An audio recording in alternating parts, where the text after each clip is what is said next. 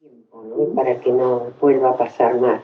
Quisiera que nos des tu nombre completo. Sí, mi nombre es María Isabel Chorovic de Mariani. María. Y todo el mundo me conoce como Chicha Mariani. Exactamente. Hay quienes ya se han olvidado de mi nombre, a pesar de que siempre me dicen Chicha. Contanos un poquito cómo comienza esta tremenda historia. Sí. De tu hijo, tu nuera y tu nieta. Estoy buscando a mi nieta Clara Anaí Mariani desde el día en que desapareció, mejor dicho, fue secuestrada y la desaparecieron las fuerzas conjuntas de esta última dictadura militar. Clara Anaí vivía con su papá y su mamá. Su papá era mi hijo Daniel Mariani y la mamá Diana Teruggi de Mariani. Ellos se habían casado ya hacía unos 4 años y no podían tener hijos por un problema de sangre RH negativo de Diana. Pero al final nació tan esperada, tan querida, la nena Clara Anaí, el 12 de agosto de 1976, acá en La Plata. Vivían en la calle 30, número 1134 de la ciudad de La Plata. ¿Dónde nace Clara Anaí? ¿Cómo? ¿Dónde nace Clara Anaí? En el hospital hay una resistencia a mí a nombrar, qué increíble. Increíble, porque me resisto a nombrar el instituto. Incluso un día me tuvieron que internar ahí y me escapé a la madrugada del día siguiente, no pude soportar.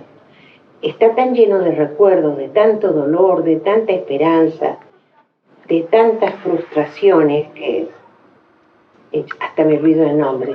Es el Instituto Médico Platense. Lo recordás. Gracias. En la calle 1. ¿En la calle? Plata. Y ahí nació, fue un día muy especial. Mi marido en ese momento estaba en Europa, es director de orquesta y estaba trabajando allá.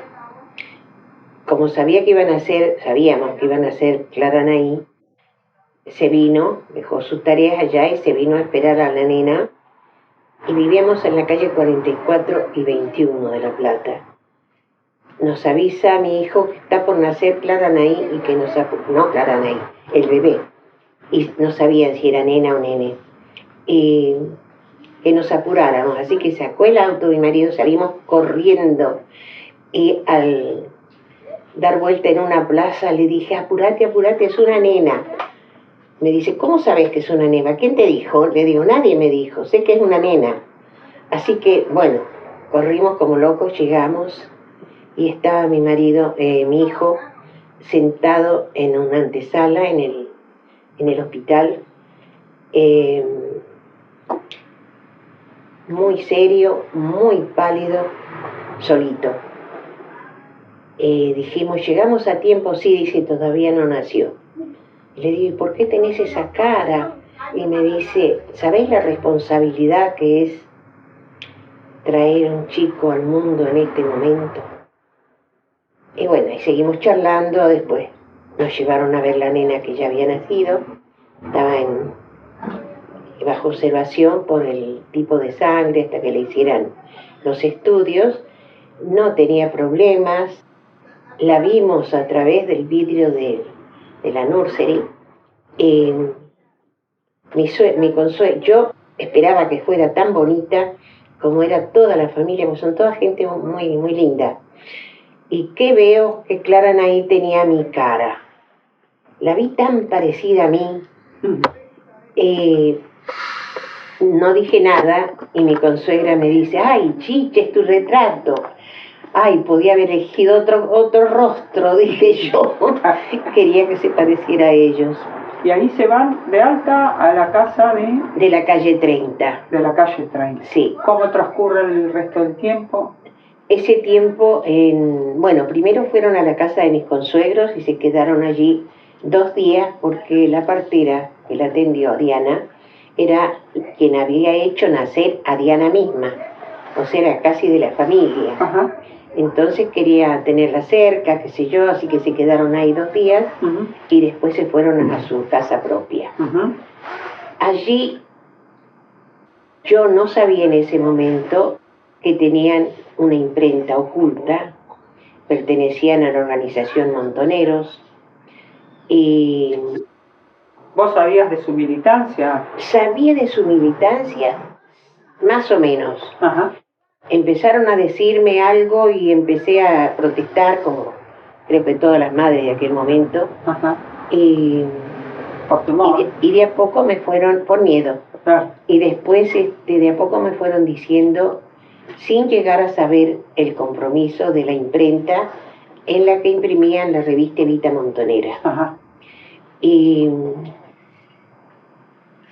fue la causa de su muerte, imprimir eso, porque imprimieron en el número anterior al ataque a la casa, Ajá. o sea, el número de octubre del 76, publicaron que existían vuelos y que tiraban gente viva al mar, y que existían campos de concentración, entre ellos la ESMA. Fue la primera vez que se publicó en ese entonces semejante cosa. Así que se encarnizaron hasta que encontraron la casa y la bombardearon durante 4 horas el 24 de noviembre del 76. ¿Quiénes fueron los que la bombardearon? ¿Qué fuerza fue la que la bombardeó? Todas. Estaba el ejército, 7 de infantería de acá de La Plata, marina, aéreos, bomberos, todos los cuerpos de la marina también. Ajá. Helicópteros, aviones y una impresionante cantidad de patotas con trajes comunes. Ajá. Generalmente campera de jean y pantalón de jean. Fuerzas conjuntas, todos, marinos, aéreos, y supongo que debe haber también estado algún capellán, porque a todo lo largo de la búsqueda de Clara Nay y de toda esta lucha, siempre aparece un capellán por ahí.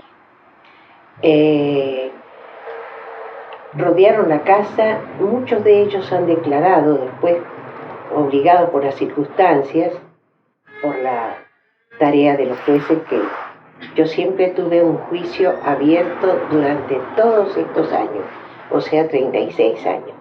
Así que algunos han dicho verdades, otros han dicho mentiras, pero unos dicen que hicieron un llamado antes para que salieran si había criaturas. Eso no se oyó en ninguna... hay una grabación, me olvidé de contarles. Un chico del barrio, cuando empezó a escuchar los tiros, que se oyeron en toda la ciudad de La Plata, el tiroteo, colgó un micrófono en la pared de su casa hacia la calle y grabó la primera parte del ataque. Eso lo tengo guardado. Ajá. Y lo he presentado también en la justicia. Bueno, un tableteo de toda clase de fusiles y demás bichos que yo no le conozco el nombre. ¿Quiénes estaban en la casa, Chicha? Bueno, estaba Diana, que estaba sirviendo la mesa. La nena, por supuesto, con ella. Mi hijo no, porque se había ido al Consejo Federal de Inversiones en la capital federal, donde trabajaba, pero estaba con licencia esos días. Tenían un emprendimiento de conserva de alimentos en la casa y fue a hacer una entrega o un contrato en Buenos Aires. Se fue a la 1 mi hijo y el ataque fue a la 1:15. Bueno, estaban también el chico, un joven que atendía la imprenta, que estaba justamente en imprenta, en el fondo de la casa, en un doble pared, y que se llama Juan Carlos Peiris. Había otro joven de humanidades, profesor de humanidades, Roberto Porfirio, que murió en la casa.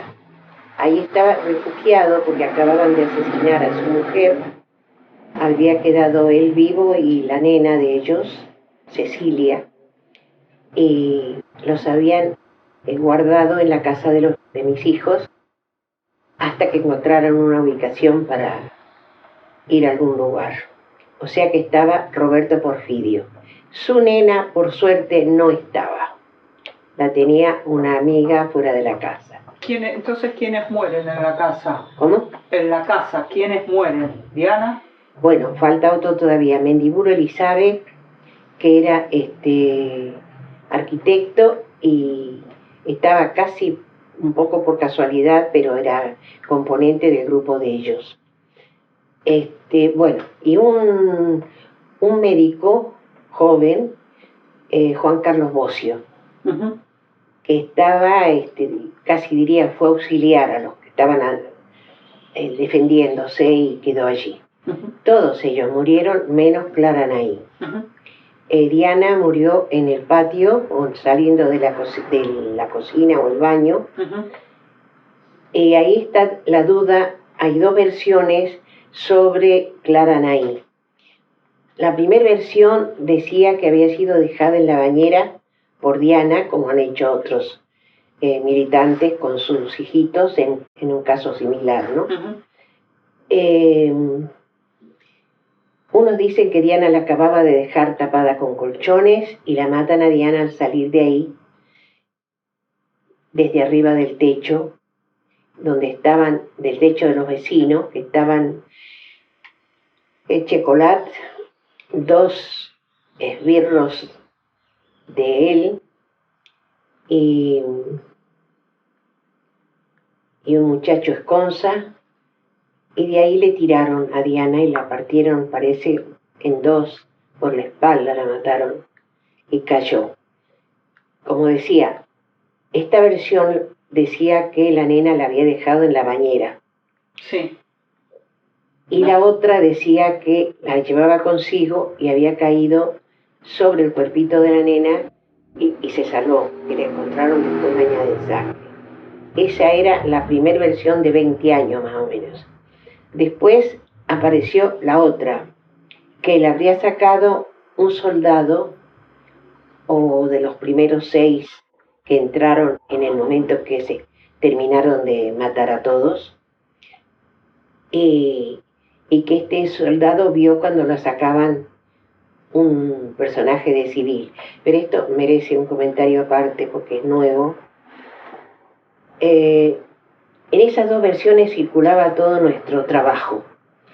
Que si salió de allá, que si la dejó, la llevaba con ella, que si quedó en la bañera, que dónde fue a dar y todo lo demás. 20.000 versiones.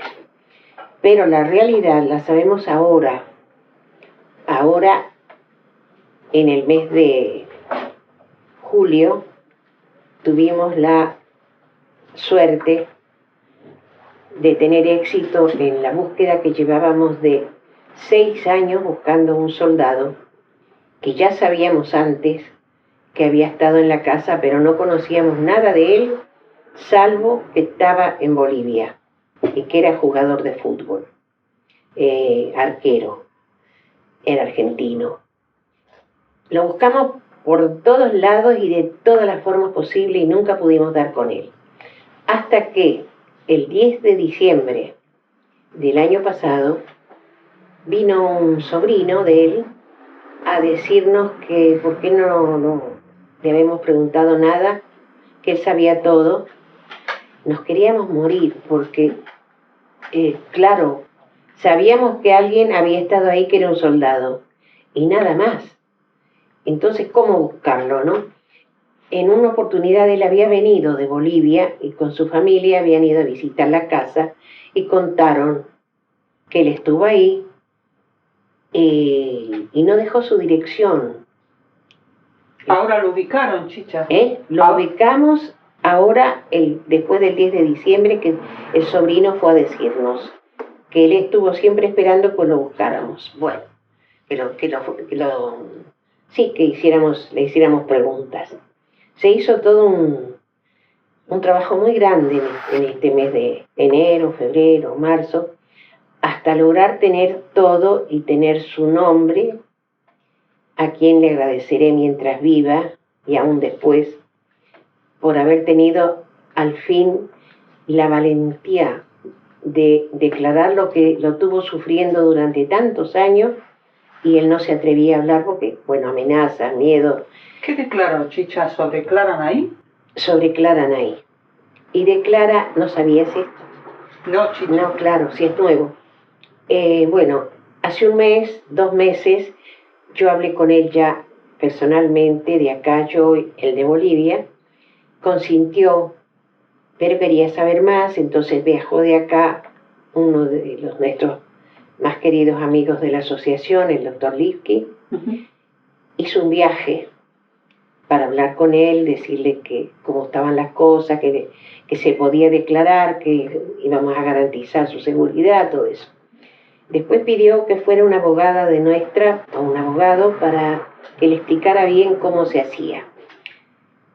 Bueno, al final terminaron viajando el juez Rosansky, presidente del Tribunal Oral ahora, sí, sí. Y su secretaria o secretario, estuvo allí el cónsul de Brasil, hicieron una declaración por videoconferencia. Y dijo que él vio sacar a Clara Nay a 15 centímetros de él. O sea, lo pasaron rozándolo con la nena en brazos. Que la nena iba envuelta en una cortina color fucsia con estampados verdes y castaños, y que la llevaba un hombre alto de traje de jean. La sacó del fondo, lo habían dejado a él como guardia, cuidando la puerta con su falo, no sé cómo se llaman, ametralladora de esas. Y él sentía tanto tiroteo, tantos gritos, tantas cosas, pasaba el helicóptero, se acercó al fondo y ahí vio lo que estaba pasando, lo encontró su jefe, que era el enfermero Cabo Bazán del regimiento, y le dijo que se fuera donde lo habían dejado de guardia en la puerta del garaje. Se fue ahí y en eso sale este señor alto, flaco, con pelo con rulitos, que puede ser una peluca, y que la llevaba con mucho cuidado hacia la calle. Ahí, en el mismo umbral, apareció un hombre bajito, muy soberbio, muy soberbio, eso es lo que más lo define. Parece que la única persona con esas características, muy petizo, era el jefe del regimiento, el coronel Presti. Y la toma en sus brazos a la nena ahí en la puerta, cruza la calle y la pone en una camioneta azul del regimiento, donde hay un hombre al volante. Se acerca a otro hombre, sube, la toma la nena y arranca él estaba con el motor en marcha, así que no hace nada más que adelantarse velozmente y se toma por la calle 30, como ya sabíamos, y desaparece. O sea, este soldado te ratifica la versión que vos tenías de este hombre petizo, el que vos venís denunciando sistemáticamente. Sí, además... ¿El coronel, cómo es el nombre? Presti. Ya murió hace mucho. Desde ese momento que sacan a Clara Nay de la casa, hasta hoy, la han usado como instrumento de tortura para mí, porque no paré de correr detrás de ella, dejando de lado todo. No creo que haya pasado un día en todos estos 36 años en la que no haya estado yo buscándolo. Hasta cuando me despierto en la noche, pienso maneras y maneras y maneras. Bueno, sigo con lo que pasó en la casa. Mataron a todos, llevaron en chapas a todos los muertos de la casa al jardín de la casa, los pusieron alineados. Esto lo cuenta el morguero una ambulancia que tenían para morgue transportando los muertos y heridos, sobre todo los muertos, pero también heridos. Dice, los llamaron a declarar en el juzgado y dijo que los alinearon y los describió con la ropa que llevaban y todo en el jardín. El juez le preguntó, ¿había alguna criatura? No, dice, todos adultos. De ahí del jardín los transportaron a esa morguera y él los llevó a enterrarlos en el cementerio de La Plata, dijo. Bueno, Diana la fuimos a buscar con mis consuegros a que nos dieran el cuerpo de ella al día siguiente y el cuerpo de mi hijo. Después supe yo que mi hijo no estaba. No lo mataron ese día. Lo mataron el 1 de agosto del 77, también en La Plata. Pero a Diana nos la negaron, dijeron que no, que estaba quemada y que no podían entregarnos nada. Y yo pregunté por la nena, por mi hijo. Dice, de su hijo quedaron los cristales de los anteojos. Mentira, porque no lo habían muerto. Y de la nena, ¿qué nena? Dice, no había ninguna nena. Desde ese día, o sea, al día siguiente de ir a buscar a la comisaría, que actuó ahí, la comisaría Quinta de La Plata, la estamos buscando.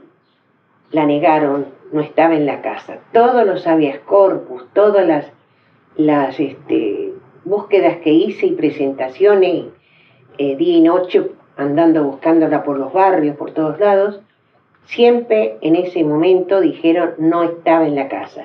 No había hasta las Naciones Unidas, a la OEA, la Organización de Estados Americanos, le contestaron que la nena no estaba en la casa y que habían muerto 7 personas adultas. No es así, hasta ahora sabemos que eran 5, salvo que no haya algo oculto, que yo supongo que han traído a alguien más, o hay alguien que yo no sé. Costó mucho encontrar quiénes estaban, quiénes habían muerto ahí, cuántos eran. Como te digo, hasta ahora sabemos que eran 5, pero se supone que pueden ser 6. ¿Hablaste con 7, ¿Hablaste con algún representante de la iglesia? Lo primero que hice, creo que todas las madres y abuelas, parientes, primero recurrimos a la iglesia. Es donde uno primero va. Hablé con 3 obispos, arzobispos, pero lo que nunca conté, no me acuerdo haberlo declarado nunca, es esto que voy a decir ahora. Mi marido, que estaba en Italia en ese momento, contratado, se vino y me dijo, ¿por qué no le vamos a preguntar al padre Colabella, que era el organista de la catedral? Y como era músico y mi marido era músico, eran amigos. Dice, vamos a preguntarle y decirle que nos ayude. Nos fuimos inmediatamente. Nos atendió el padre Colabella y nos dijo, y esto yo no le di importancia en ese momento, que no podía hacer nada, pero que sí podía ir a hablar con los pilotos de los Hércules que tiraban la gente al mar. Esto era en diciembre del 76. Para ver si sabían algo. O sea, ahí nos estaba confesando que sabía todo, bueno. y yo no lo pasé por alto porque me parecía que todos lo sabían, que era una cosa que sí. Bueno, por supuesto, muy afligido por lo que nos pasaba, pero ahí quedó el padre Colabella y lo que él podría saber, que seguramente supo. Después fui a ver a Monseñor Piqui, que estaba ahí con el entonces arzobispo Plaza. Plaza no me quiso recibir, y estoy sospechando recién ahora por qué no me quiso recibir. Creo que él sabía perfectamente lo que pasaba con la nena. Bueno, y su secretario, vice o qué sé yo qué, que estaba en la catedral también, era Monseñor Piqui.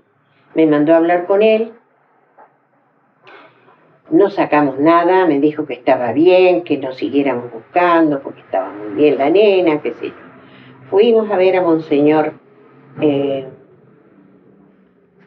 por suerte me olvido muchas veces el nombre de él, el capellán que estaba en la capilla de la Marina en Buenos Aires, no me acuerdo en este momento el nombre. Él dijo que la iba a conseguir para una semana después que fuéramos a buscarla. ¿El cardenal? No, el cardenal era Tórtolo. Sí. No, era el capellán, este hombre tan conocido, bueno, ya me voy a acordar seguro. No importa. Y fuimos ahí a pedirle a él. Dijo que como no habíamos ido antes, que tendríamos que haber ido enseguida, y que él sabría, tendría que buscarla, pero seguro que la iba a encontrar. Cómo estaba vestida la nena, me preguntó también, llenó una ficha, la puso en su fichero y nos dijo que volviéramos una semana después. Y le pregunté a mi marido, ¿usted se la lleva? Y yo entendí, se la lleva. Y le dije, no, yo no me voy hasta que no encuentre la nena. Dice, no, me refiero a las dos. Si la consigo, dice, se la doy la semana que viene. Bueno, volvimos a la semana que viene, estaba enojadísimo, que dejáramos de molestar, que no fuéramos ahí a jorobar a la gente que tiene su trabajo, y que estaba muy bien, en una situación muy económica muy buena, que la iban a cuidar mucho y que nos dejáramos ya de entorpecer las buenas acciones de los militares. Bueno, no volví nunca más. Bueno, también fui al comisario, hay más sacerdotes también. Lo de Conabela no lo había contado nunca. Lo de Piqui sí, que al final no hizo nada. Monseñor Montes, que alguien, amigos nuestros, alguien me hizo acordar que Monseñor Montes, de la catedral también, había casado a los chicos en la iglesia, él, y los había preparado a ella, la había bautizado. A Diana y a Daniel. Daniel era bautizado. No, los casó a ellos, sí. Sí, los casó y los preparó. Ajá. Y la bautizó a Diana. Ajá. Entonces fui, me atendió muy bien y le conté lo que me pasaba, qué es lo que le pedía. Me dijo, bueno, perfecto, señora, cómo no. Y yo me iba y le dije, pero no le dije el nombre. Sí, dice, Daniel y Diana, ¿cómo me voy a olvidar de ellos? Dice, con el tipo de casamiento que hicieron. Bueno, volví unos días después y me echó de la iglesia. Que por qué yo no me dejaba de molestar a la gente. ¿A qué gente? Le dije, a la que la tiene, dice. Y a nosotros que tenemos otra tarea que hacer, dice. Esa chica está bien, ha salido de un centro peligroso. Dice, ahora está bien, está segura. Bueno, y dice, le digo, ¿y qué tengo que hacer? Es mi nieta. Llorando yo. Y me dijo, rece. Y le digo, no hago otra cosa que rezar. Desciendo de un padre polaco, por lo tanto la religión va dentro mío aunque yo no quiera. Me dice, rece, y como yo le seguí diciendo lo mismo, me dijo, se levantó, se cruzó la sotana y dijo, salga, le falta fe. Desde ese día no volví a la iglesia nunca más, ¿no? Bueno, también había ido a ver al comisario que actuó en el ataque a la casa, comisaría Quinta, y eso fue lo primero que hice. Y el comisario, Sertorio, llevé una carta de recomendación de una persona que lo había criado, educado, a quien le debía todo, Sertorio. Y me dijo, me recibió a mí sola y yo a toda la gente, y me dijo que me iba a decir la verdad, pero cuando yo lo dijera en algún lado, lo iba a negar mientras él viviera. Y lo hizo. Hasta la última vez que lo llamaron, ya próximo a morir, siguió diciendo que admiraba mucho mi trabajo, mi búsqueda, a mí por lo tesonera, pero que él nunca me había recibido, que yo estaba confundida y me negó todo. Y lo que me dijo fue, búsquela por la ropa, porque ya le deben haber cambiado el nombre, la identidad y todo. ¿Se acuerda qué ropa tenía? Le digo, sí, la tejí yo, así que sé lo que tenía puesto. Y dice que bueno, que fuera a buscarla. que me recibía por su amigo, porque por mí, bueno, prácticamente insulto. Él sentado, yo parada, todavía no me había acostumbrado. Repetime el nombre de quien estás hablando. Sertorio. Bien.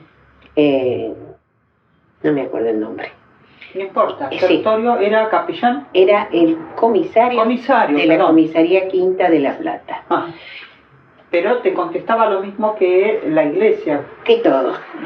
Y después fui al juzgado de menores. Por primera vez allí encontré a la asesora Lidia Pellenó, que fue, yo digo, la creadora de Abuelas de Plaza de Mayo.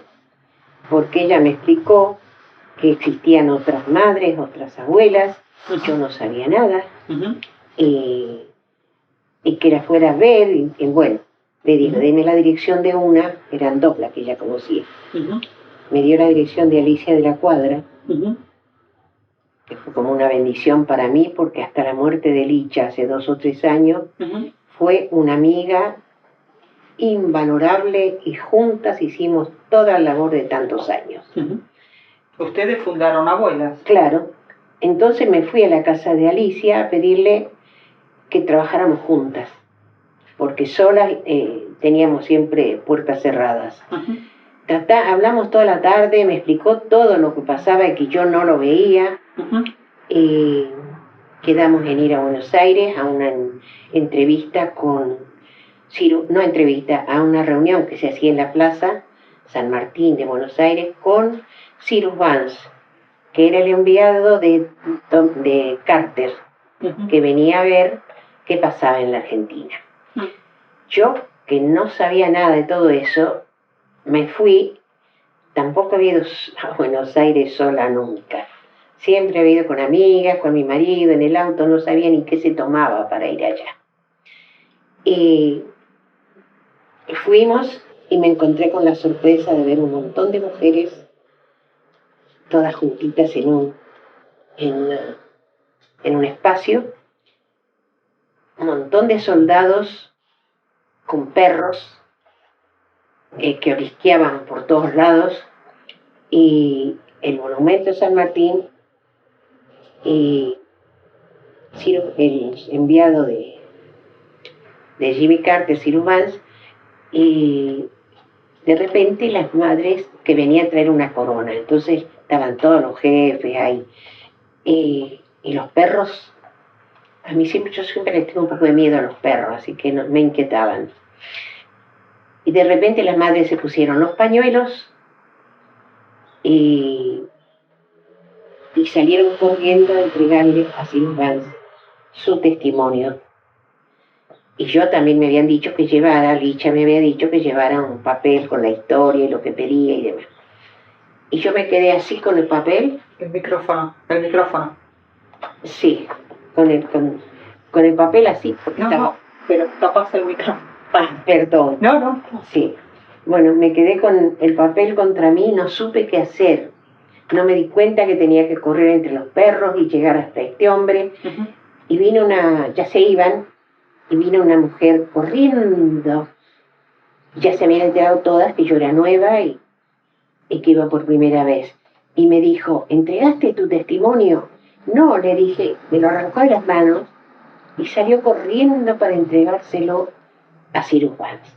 Y esa mujer después supe que era Azucena Villaflor, la famosa madre desaparecida. Ese recuerdo es el que yo tengo de ella, ¿no? Bueno, ahí empezó, ahí con Licha habíamos arreglado para hablar con las abuelas que estuvieran allí, para invitarlas a agruparnos para trabajar. Y ahí, en esa misma plaza, nos fuimos corriendo hacia un jacarandá florecido, hermoso, y ubicándonos ahí. Y ese jacarandá es el que está justo enfrente de la puerta del Círculo Militar. Ironía de las ironías. Ahí nos vimos por primera vez las 12 primeras abuelas. Ahí arreglamos ya para encontrarnos y ahí siguió la historia de Abuela. Éramos 12. ¿Cómo se llamaba la organización en ese momento? Abuelas Argentinas con Nietitos Desaparecidos. Ajá. Y después con el tiempo, bueno, Eve insistía que nos uniéramos al grupo de las madres. Nosotros sabíamos muy bien que no podíamos porque la búsqueda era distinta. Y los caminos distintos, muy distintos. Y no íbamos a tener problemas. Así que no queríamos juntarnos las dos organizaciones. Y nos reunió Pérez Esquivel, que nos ayudó mucho durante todo ese periodo, ¿no? Y nos abrió las puertas en muchos lugares. Y hizo una reunión, Pérez Esquivel, y nos reunimos las madres y las abuelas a discutir qué decidíamos. Y decidimos aceptar, sí, el nombre de Abuelas de Plaza de Mayo, porque todo el mundo ya nos llamaba Abuelas de Plaza de Mayo. Y seguir cada una por su parte, pero trabajar todos los juntos que pudiéramos, ¿no? Así nació Abuelas y fue creciendo. ¿En qué año fue, te acordás? Sí, el 10 de la creación ahí debajo de Jacarandá, sí. El 21 de noviembre del 77. Ajá. ¿Y dónde empieza tu intuición o dónde recabaste? ¿Quién te dio datos que te llevaron a orientar tu búsqueda hacia Marcela Noble Herrera? Marcela Noble. Marcela Noble. Bueno, después quiero hablar un poco de mi hijo y mi nuera, ¿no? ¿Cómo no? Sí. Bueno, Marcela Noble, yo no sé por dónde llegó la primer sospecha mía, pero creo que fue cuando asumió Alfonsín.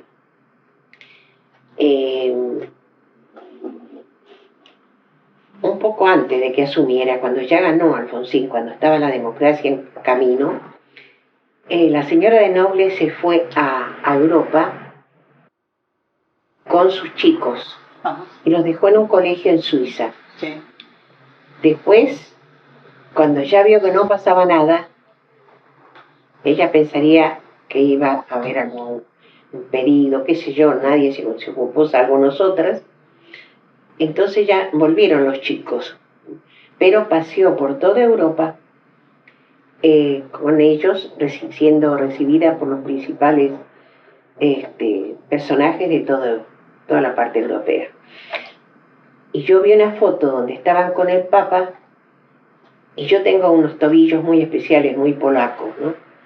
Y ella tenía mis tobillos, que yo no los veo en ningún lado más que en mí.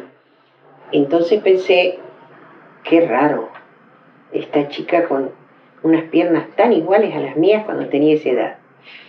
Y en todos los lugares donde iban publicaban fotos en el Clarín, y después empezó a decir que eran adoptados. Después me llamó Kelly para decirme que buscara... Patricio Kelly. Para decirme que buscara en Clarín, que buscara ahí 1, 2, 3 veces, ya una sospecha. Después fueron sumándose los datos, las cosas que iba recibiendo. Fui haciendo un gran álbum con todo lo que tenía de ella, una carpeta enorme que después la dejé en Abuelas, está en Abuelas. Bueno, y fue creciendo. Después, a medida que avanzaba, cuando tuve fotos de ella completas y actuales, bueno, más me convencí. Y la historia, por ahí me enteré que la hija adoptiva o falsa de la señora de Noble había sido llevada por Juan Fiorillo, que fue uno de las patotas de Camps, a Buenos Aires para ser entregada, y que habría intervenido Monseñor Plaza. Y todo eso coincidía con cosas que yo había ido aprendiendo de lo mío, aprendiendo. Y así fui acumulando y cada vez me parecía, sin estar segura, hasta tener los análisis. Y además empecé a estudiar la historia de la familia noble. Y después conseguí ese famoso libro, que hay 3, nada más. 2 en Estados Unidos y uno que nadie sabía y estaba ahí en la ESMA. ¿Qué libro? Un libro de Kelly, donde cuenta la historia de toda la búsqueda del emporio de Noble. Ajá. Bueno, es tan largo de contar que prefiero eso dejarlo ahí nomás, ¿no? Sí, lo dejamos ahí. Sí, y quiero hablar un poco de Diana. Sí. Diana fue alumna mía en primer año del Liceo Víctor Mercante. Estaba hablando de Diana, mi nuera, sí, que fue alumna mía cuando tenía 12 años, sí, en el Liceo Víctor Mercante de la Universidad Nacional de La Plata. Y que era una hermosísima criatura, increíble. Todo el mundo la admiraba por su pureza, era como una cosa prístina, ¿no? Estaba siempre en el primer banco y me miraba mientras yo dictaba mis clases, sin imaginarnos jamás que iba a llegar a ser mi nuera, ¿no? ¿Clase de qué le dabas, Chicha? ¿Clases de qué le dabas? Educación visual e historia del arte. Más que nada historia del arte. Y bueno, Diana estudió humanidades. Su papá era Mario Teruggi, reconocido geólogo. Es director del Museo de Ciencias Naturales acá. Y su mamá era Genoveva Dawson de Teruggi, botánica, también profesora del museo, de la facultad de allí. Y tenía varios hermanos. Cuando pasó esto en la casa de ellos, que destruyeron su vida, todos ellos tuvieron que mandar sus hijos al exterior. Así que un desparramo de familia, como en todas, ¿no? Sí. Bueno, Diana era una excelentísima alumna en la universidad, muy querida, muy inteligente. Y lo que me preguntabas hace un rato de Noble, la mamá, Genoveva Chiuppi le decimos, que todavía vive, es muy parecida a Marcela Noble. Muy parecida. Bueno, eso también fue una de las pruebas que yo me puse para seguir buscando en esa dirección. Mi hijo nació el 11 de enero del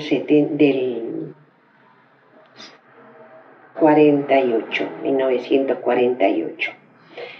Yo vivía en Mendoza porque, bueno, empiezo al revés. Yo nací en San Rafael, Mendoza. Mi marido había nacido en La Pampa. ¿En qué fecha naciste? ¿Cuál es tu fecha de cumpleaños? El 19 de noviembre cumplo años yo, del 23. Este año voy a cumplir 89. Y mi marido era de La Pampa y fue a la Universidad de Cuyo a estudiar música. Y yo había ido a la Universidad de Cuyo a estudiar plástica, bellas artes. Ahí nos conocimos, ahí nos casamos. Nació nuestro hijo ahí, el 11 de enero del 48. Y cuando tenía un año decidimos venirnos a la capital porque mi marido tenía que seguir su carrera musical. En aquel momento él tocaba viola en la orquesta que se acababa de fundar en la Universidad de Cuyo. Así que nos vinimos acá, rindió el examen en el Teatro Argentino, fue aprobado y nos vinimos enseguida, los 3. Mi marido primero rindió y ya se quedó acá trabajando. Y yo me vine con mi hijo de 1 año y nos instalamos acá en La Plata. Esa fue la iniciación nuestra. Yo estudié otra vez acá la carrera de Bellas Artes, porque por una cuestión política éramos todos antiperonistas en la Universidad de Cuyo, y abandoné yo en el último año porque nos sacaron los profesores magníficos que teníamos. Toda universidad nueva tiene siempre muy buenos profesores. Y yo dije, no vuelvo sino, qué ingenua, ¿no? Si no vuelven los profesores que tan buenos y que habían sido dejados cesantes. Claro, no volvieron y yo tampoco volví. Entonces, cuando nos vinimos acá, me inscribí en la Facultad de Bellas Artes de la Universidad de La Plata, hice toda la carrera de nuevo. Y no me arrepiento, ¿no? Acá seguí cerámica también. Quiero mencionar un poco la vida de mi hijo. Nació en Mendoza, como dije antes. Nos vinimos acá, creció. Yo cuidé mucho de que estuviera gran parte de su tiempo en la casa de mis padres, que vivíamos cerca, porque hizo esa vida que yo soñaba para él.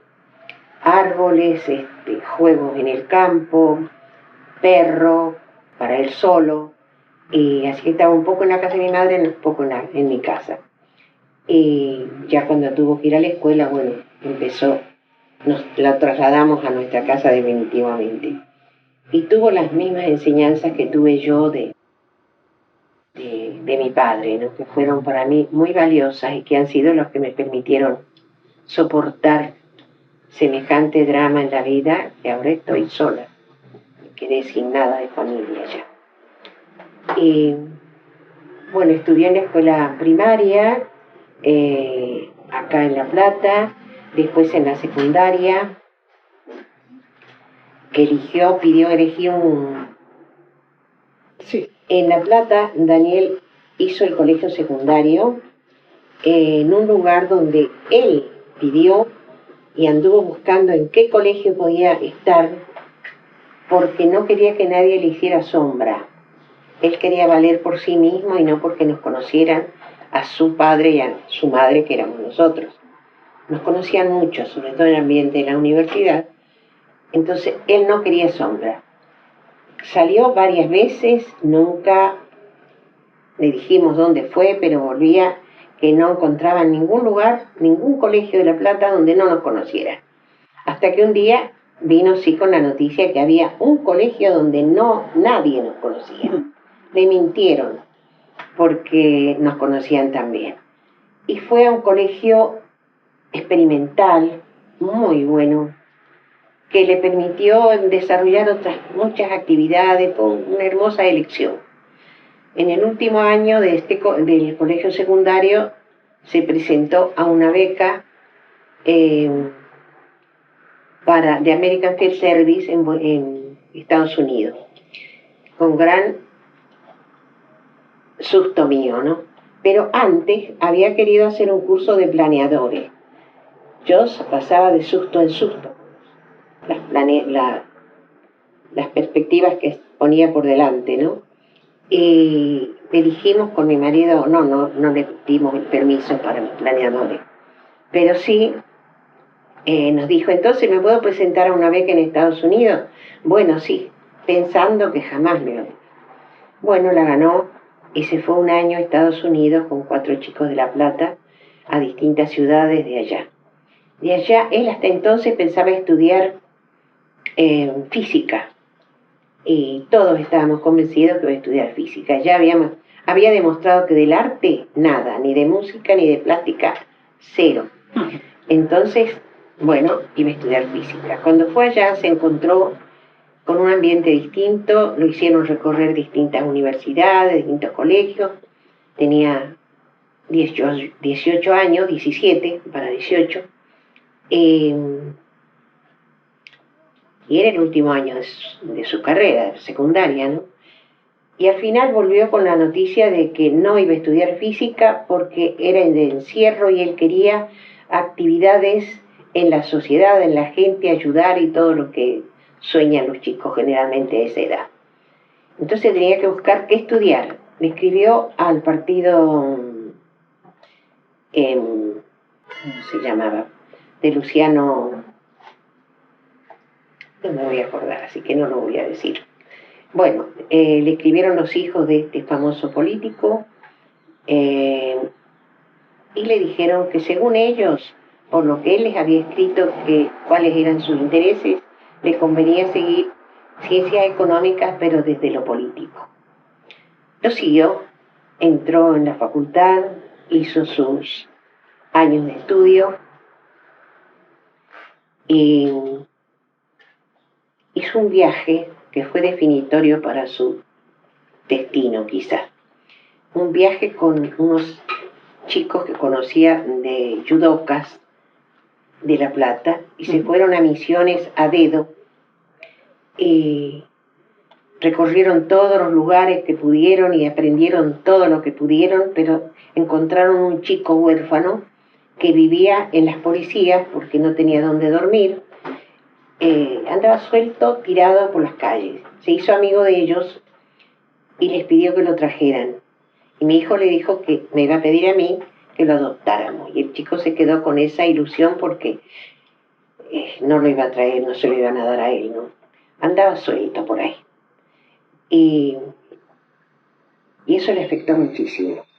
Y una cárcel que vio donde tenían a los presos en muy mal estado, muertos de hambre, gritando por las ventanas, pidiendo un cigarrillo, también lo marcó. Y para colmo, fueron hacia el interior de la zona, de allá para acá, y tuvieron que dormir en una casa que había sido del Che Guevara, de la familia del Che Guevara. Y durmió en la cama que había dormido el Che Guevara. Entonces venía enloquecido. Y me contó, y yo le pregunté, ¿quién es el Che Guevara? Pues no tenía ni idea de quién era el Che Guevara.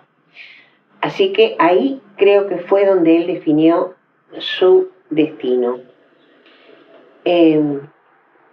Bueno, entró a la facultad y siguió a ir a conocer a Diana, se casaron y después está toda su vida trunca, ¿no? A él lo mataron el 1 de agosto del 77 en una esquina donde acababa de ir a mudar a Laura Carlotto, que era compañera de militancia de él, y la había mudado porque la habían seguido y él volvió a la casa esta donde estaba ella y ahí lo mataron en la esquina. Están todos los impactos en la pared todavía. Hicieron ahora una pericia de las balas y hay restos de pólvora en el interior de los huecos que están en una pared donde hay un baldío de una cuadra. O sea que el viento, la luz, la lluvia de 36 años no han borrado los rastros de las balas que están todas ahí. Ahora pusieron una baldosa en recordación de él. Y a mí me cuesta mucho hablar de mi hijo porque era una criatura tan especial siempre, tan inteligente, tan humano, tan querer ayudar y con un montón de perspectivas en el futuro. Y lo mataron allí, primero con los balazos y después lo pateaban en el piso, dicen los vecinos. Después busqué su tumba, 6 años, hasta que al final me dijeron que habían tirado sus huesos a la fosa común del cementerio de La Plata. Y lo mismo con los huesos de Diana. Yo estaba pidiéndolos hacía 6 años. Y cuando me avisaron, hacía 6 años que nos habían enterrado. Así que no los tengo. Entonces me dediqué a buscar su hija. Clara Nay, tan querida por toda la familia. En mi casa éramos pocos. Mi papá, polaco, venido de Cracovia por la guerra aquella, y lo sacó la madre antes que muriera como otros hijos de ella. Y acá se casó con mi madre, argentina, 17 años menor, una mujer que siempre, nunca estuvo enojada. Rarísimo, ahora me doy cuenta yo que era muy rara, que nunca estuvo enojada. Cualquier rarita que se encontraba por el camino, a los 5 minutos no existía más. Me hubiera gustado tanto, pero tanto, que Clara Nay conociera a esa abuela tan alegre, a ese abuelo, bisabuelo en realidad, tan reflexivo, tan ético. Y a toda su familia, ¿no? Pero no, la usaron para torturarnos a todos. Y todavía han cambiado durante todos estos 36 años, dijeron los esbirros de la dictadura, que estaba, primero que no estaba en la casa durante 2 o 3 años, después que la habían llevado los compañeros de mi hijo, después que había muerto, después que Camps publicó en un diario que estaba en España y que la tenía mi hijo, que estaba vivo allá y que se escribía conmigo y yo lo iba a visitar. Han inventado cuanta cosa pudieron, hasta la última carta que me mandó, una carta manuscrita de Chocolat, diciéndome que la deje en paz, que está arriba con el Señor feliz y que yo la inquieto con mi búsqueda. Que yo estoy convencida que se llevaron los niños, los esbirros de la dictadura militar, cívico-militar, para torturarnos con su ausencia, y por eso nos pusieron tantas barreras en el camino para que nunca nos encontráramos. En especial a Clara Nay. Han inventado tanto, han mentido tanto. A mí no me pudieron matar hasta ahora. Pude hacer muchas cosas en este intervalo para ayudar a que no pase nunca más esto, que me duele tanto.